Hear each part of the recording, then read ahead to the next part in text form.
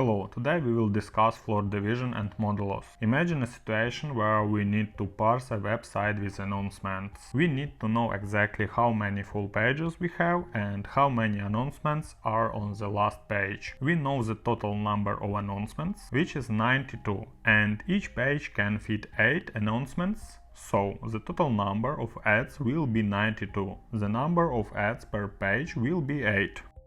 The number of full page is determined using floor division function. The number of ads on the last page will be found by modulus.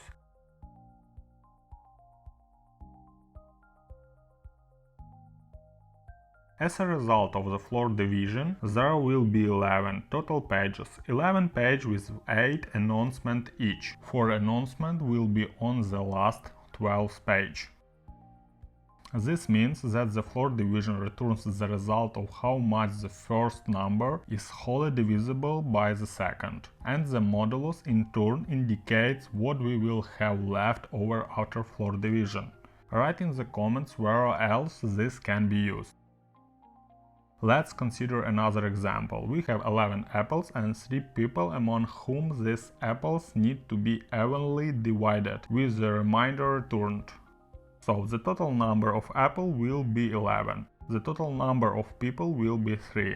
The number of apples per person is determined using floor division. And the remainder of the apples will equal the remainder of the division, modulus. As you can see, we got such results. Each person will get 3 apples and 2 will remain, which we have to return. I hope you understand how floor division and modulus work in Python. Subscribe to the channel, like, comment, have a great day.